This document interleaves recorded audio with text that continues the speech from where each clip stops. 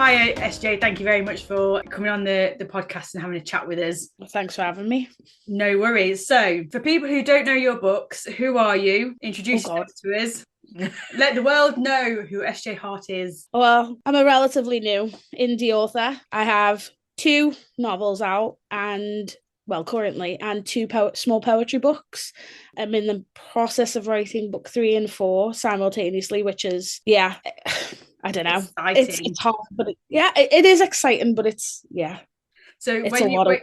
because you write simultaneously, do you jump from one to the other, or is as and when I can feel like writing it? Like sometimes I'll get stuck on one part and I think I need to rework it, so I'll just flip to my other book and work on that one. It's something I've always done, but trying to just focus on one book is way harder, I think.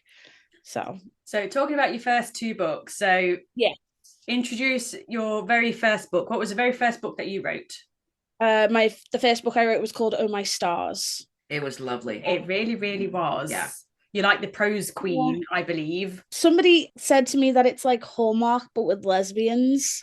And it's what we've always wanted. So good for you. Thank you. I'm not sure if that's a great thing or a bad thing considering Hallmark's reputation. However, I mean, I dig it. I like sweet romances. And I think the reason why people would say it's like Hallmark is because that's what people want. People want sweet romance that you feel just lovely reading it, and you know there's going to be a happy ending. So I'd take it as a compliment if I were you. Okay, then. Duly noted. So what's Oh My Stars about? Gosh, it's been a while. It's a small town romance where a girl called Honey, who runs a deli with her 2 sisters, she's been a little bit unlucky in love. Her girlfriend kind of used her and then left, and she's been suffering from a broken heart since.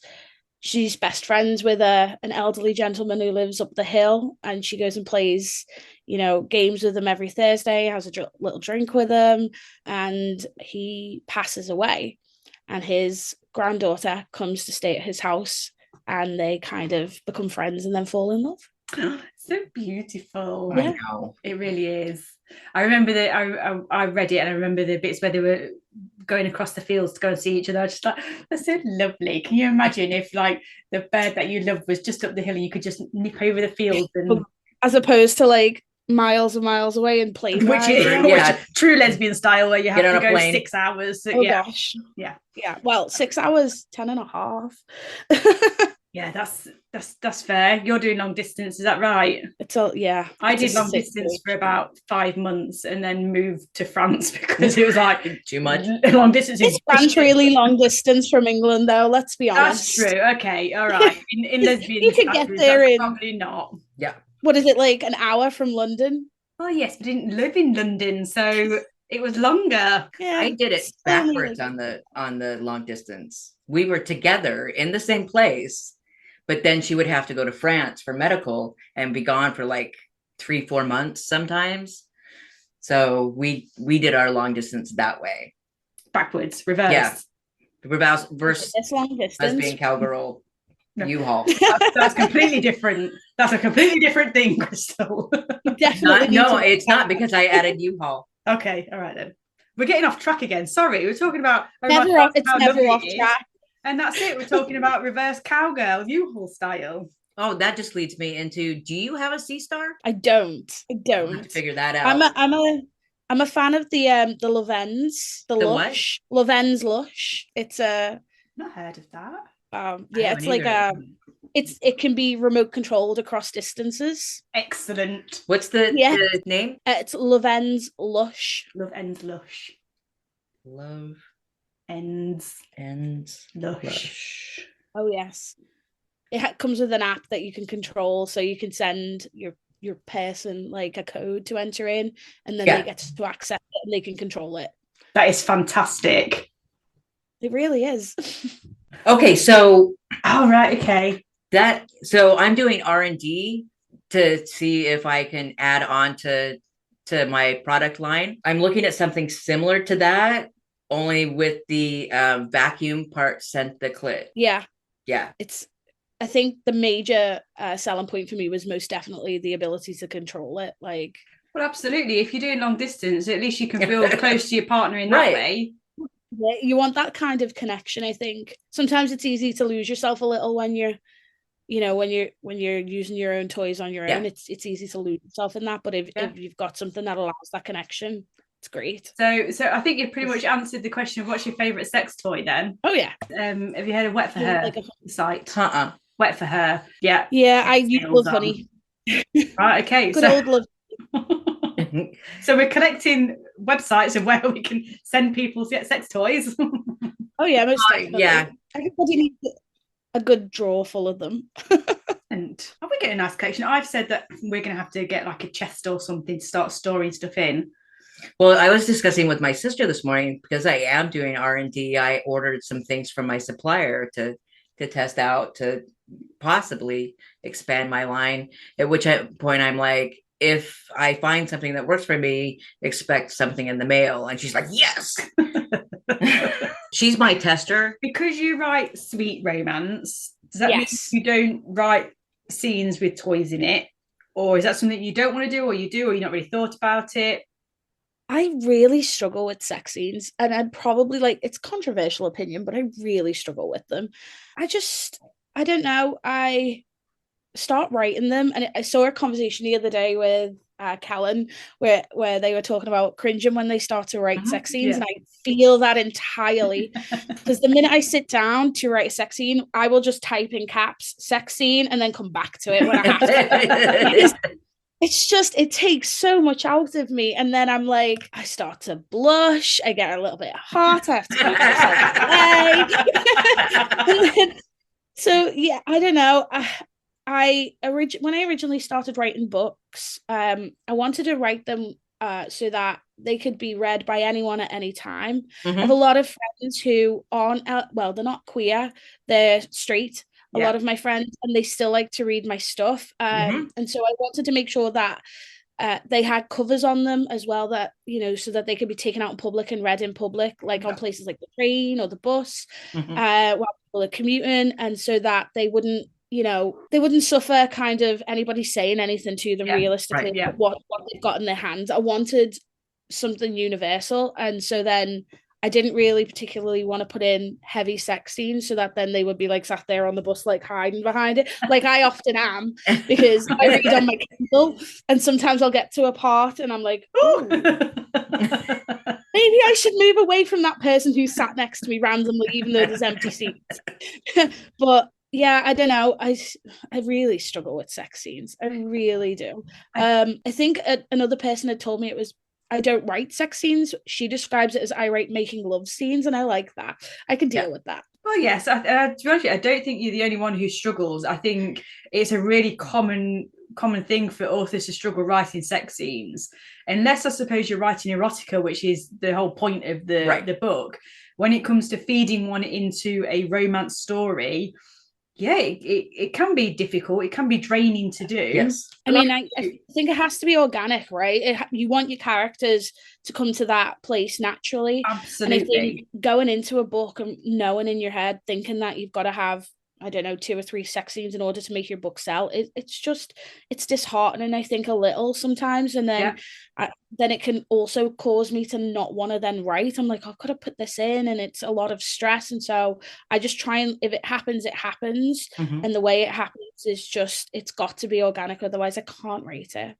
Yeah, no, I think that's pretty spot on, and I think that works for a lot of authors, to be honest with you. I don't like reading books where all of a sudden the sex scene is chucked in there and you're like, what? Yeah. Whereas, that didn't feel it should be there or something. Yeah. I like to read something where the build up is going to happen and it happens, and that makes the book even better, I think. But well, if it's fully organic and it goes behind closed doors, then you don't feel like you've lost anything. Yeah. And if the writing is done well enough, you still get that dopamine burst. Yes. Without having to go through the whole physical technical problem of it. So I remember my first book when I was writing the sex scene, I was bright red writing it, And then when my wife came and read it, I was bright red while she was reading it. The whole thing was mortifying. And it's only really since talking to this one regularly that for some reason I'm quite okay talking about sex and writing about it now. I'm okay talking about it. I'm from a very open kind of family. My older sister is just like, you can't hide with her. She talks to you about anything and everything. And I think also being Scouse, just very open people. You are. But a friend of mine, Alex, and his wife, Jem, they go camping every year, and Jem always takes my books with her to read. And when I released A Perfect Place to Cry, my second book, she took that on a camping trip with her. And my friend Alex sent me a video of Jem sat around the campfire, and she was like screaming, "Sex scene, 2 chapters in, this is filth." And she was like, it was a joke, obviously, but like she was laughing so hard. She was like, I can't carry on reading it because all I can hear is SJ's voice. And she was like, "Oh my God." It was the best thing I've ever seen in my life. I do apologize for the barking. I have very big dogs. No, we have 3 dogs here right now. Yeah. Somebody's walking past the house and he's like, "How very dare you walk past my home?" Yes. No, that's fine. That's my dogs are usually the pain in the ass that are making that noise. So don't worry about it at all. So you mentioned your second book. So that's Perfect Place to Cry. You want to have a chat about that? Perfect Place to Cry it's a little bit of a heavier read than Oh My Stars. It still is sweet, but it's a lot more about hurt and comfort and finding love after being really hurt, I think. Funnily enough, a lot of it came from personal experience. It's about a girl who was kept a secret. She was in a relationship with another woman, and that woman kept her a secret because she was also seeing somebody else. Oof. And the somebody else that she was seeing was a man. And then our main character, Indy, she finds out that her, secret lover is getting married, and they break up.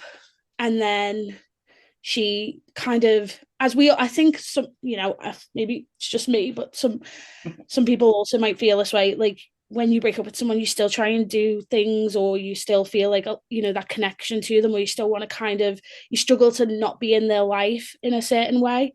And so she agrees to go, because she's accidentally invited, she agrees to go to the hen weekend, like the bachelorette weekend, as they call it.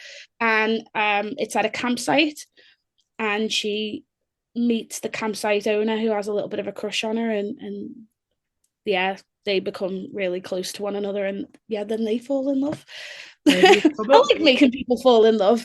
Well, yes, absolutely. I think that's her job, isn't it? It was another beautiful book. What can you say? I read that, and once again, it was something that you didn't want to put down because you get so invested in the characters. And I struggle to read characters who are being kept a secret. I think that's maybe a bit of a trigger for me. I don't know why, because I've never had that, but I feel that in my chest that it's like, I would hate that. I think because I so fiercely came out. I did not want to be in the closet, and I don't like to see anybody being made to be in the closet. So that book resonated with me. It once again beautifully written.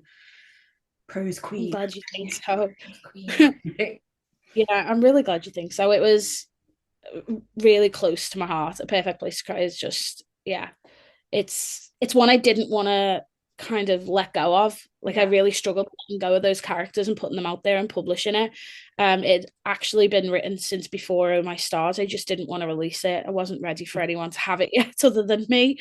And I always kind of, with my characters, the way I write I always write dual POV books.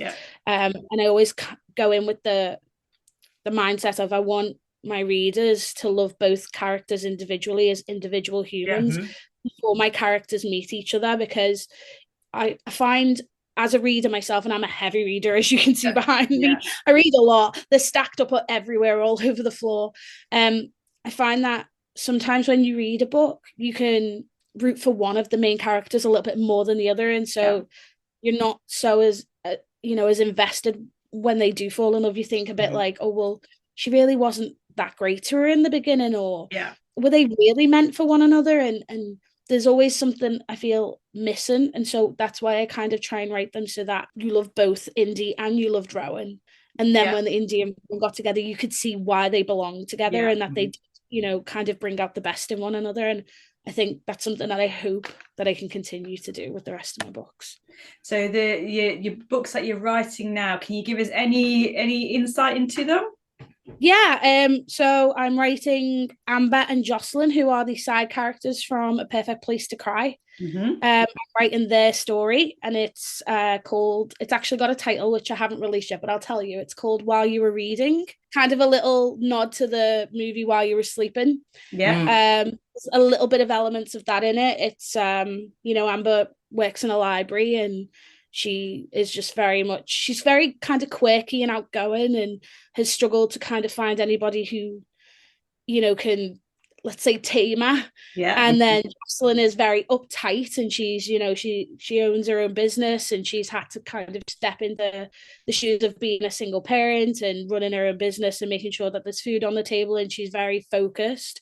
And it's an opposites attract. You know, Amber's very wishy-washy, she's very wild. Jocelyn's very headstrong and very stoic, and it's quite fun writing their story, their little love story. And then the other book that I am writing is called To You, which is it's my favorite. I have to say. It's like a transatlantic romance, shall we say. So the idea is Amelia is the daughter of a film star. Her mum was in romance movies all through the 80s and the 90s, but passed away when she was 7, and Amelia kind of only knows her mum from watching her on the screen and the photograph that's up in the living room of their home in England, where her dad moved her back to, that he could be close to his family who would help raise her. She has her heart broken at 18 and decides she doesn't want to fall in love ever again. So she writes a little note, pops it into a bottle and throws it out into the ocean. And it is found on the opposite side of the world by Callie, who is in a not so great relationship and is looking for a little bit of direction. And she realizes that if another girl, you know, on the opposite side of the world can live without love and be happy, that she might try it too, because what's happening right now isn't really working for her. And it just so happens, I won't tell you how, but it just so happens that they do end up kind of meeting one another. So I'm so excited for those books. Have you written them yet? Are you ready to put them out there? Very, very close to being out there. Very close. Exciting. Yeah, I'm gonna try and do like a 2-month release between them. So yeah, give them each a bit of time, but I write constantly. I have too many ideas. I said this the other day to my friend. I was like, I've got far too many ideas. There's never too many ideas. Never. You have to just keep on writing. When you write them. Well, I have a little notebook where I have to write everything down because I come up with all these ideas. And then I've got like my beta reader is like, what book is next? So I say, she's like, but I thought you wanted to do that one. I'm like, I do, but I can't write 20 books at a time. Right. I need to write one at a time. You're not an octopus. Yes, exactly. Well, both those books sound really exciting, I've got to say. Oh, I'm hoping that I can do them justice. The ideas come to me and I'm like, I can see it in my head. Yeah. I can see how it plays out. I can see the characters. I can see how it all works. I can hear the dialogue. And then I'm like, but now I have to get it out of my head and onto the paper, and that is like, that's that answers my standard question of if you see pictures and hear voices in your head. Ta-da! Yeah, well, I don't know if it's mainly because I'm neurodivergent, but I am, and I not only see pictures in my head, but I can hear the words and I can also taste words as well. Yeah. Like I see, you know, a lot of numbers and colors and letters and sounds and words. I can feel them in my mouth and taste them in my mouth as well. And so I'm constantly overloaded with senses and I have to get them out of me. That sounds awful, but great at the same time. It's one of those things that you can either squash or turn it into a superpower. Yeah, and by the sounds of it, you turn it into a superpower, SJ. I don't know. It wins most of the time. I'm very exhausted a lot of the time. Well, I'm sorry to hear that. But I'm really excited to see what you create with that. I'm hoping that everybody likes it. I struggle with imposter syndrome. Yeah, massively. Yeah. Don't we all? Yeah. I tell my friends all the time I'm not a real author and they don't like it.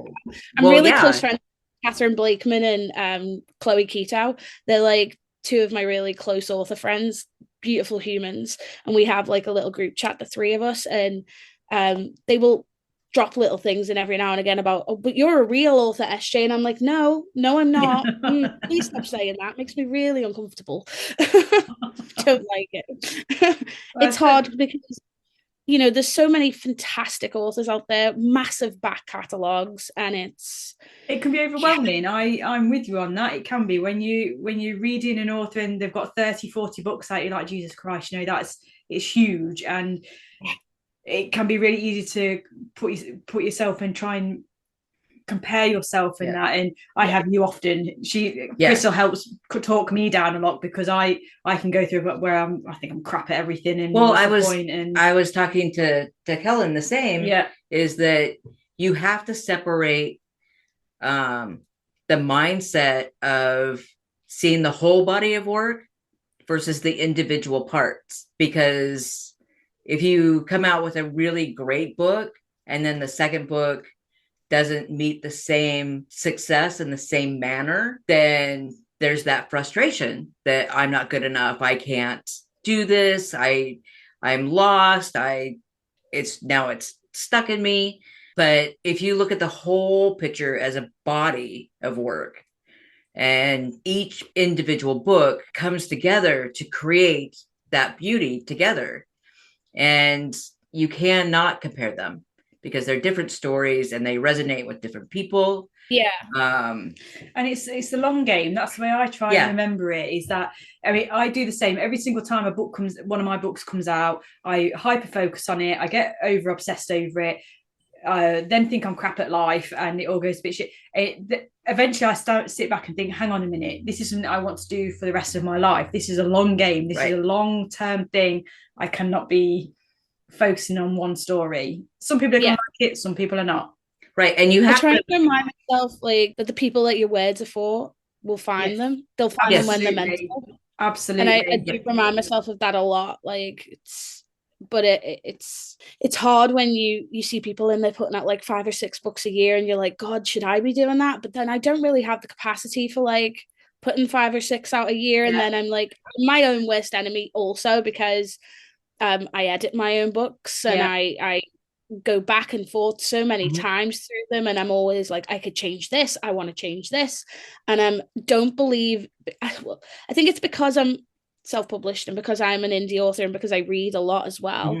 I feel like I want to make sure that what I am giving people is the best of me when I release each book, because, you know, people are spending their hard-earned money on our work, and we live in a cost of living crisis, and everybody's like really choosy about what they spend their pennies on. And if somebody is spending their extra money on my work, I want to make sure that they're getting exactly what they deserve.